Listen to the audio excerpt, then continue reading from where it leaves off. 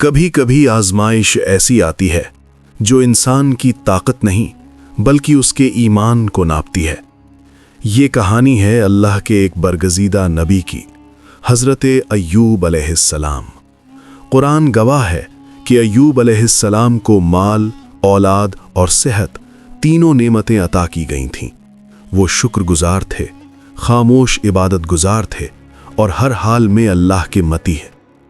پھر ایک دن آزمائش کا دروازہ کھلا، دولت ختم ہو گئی، اولاد جدا ہو گئی اور جسم ایسی بیماری میں مبتلا ہوا جس نے برسوں تک انہیں بستر سے باندھے رکھا۔ لیکن قرآن ہمیں بتاتا ہے کہ اس طویل تکلیف کے باوجود ایوب علیہ السلام کی زبان سے کوئی شکوہ نہیں نکلا، کوئی ناشکری نہیں ہوئی، کوئی فریاد نہیں، سوائے اللہ کی طرف رجوع کے۔ سورۃ الانبیاء میں اللہ فرماتا ہے کہ ایوب علیہ السلام نے اپنے رب کو پکارا، مجھے تکلیف پہنچی ہے اور تو سب رحم کرنے والوں سے بڑھ کر رحم کرنے والا ہے۔ یہ دعا نہ شکوہ تھی نہ مطالبہ، یہ صرف اپنی کمزوری کا اعتراف تھا اور رب کی رحمت پر مکمل یقین۔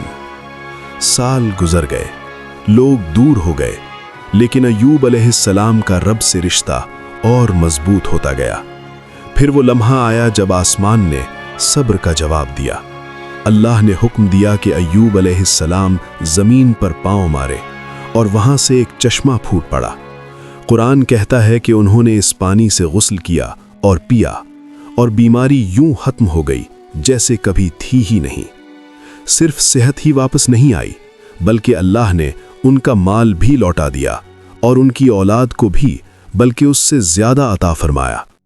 یہ واقعہ ہمیں سکھاتا ہے کہ صبر خاموش رہنے کا نام نہیں بلکہ اللہ پر قائم رہنے کا نام ہے، اور یہ بھی کہ آزمائش اللہ کی ناراضگی نہیں بلکہ کبھی کبھی اس کی سب سے بڑی رحمت کا راستہ ہوتی ہے۔ اسلامی واقعات دیکھنے کے لیے لائک اور سبسکرائب کریں۔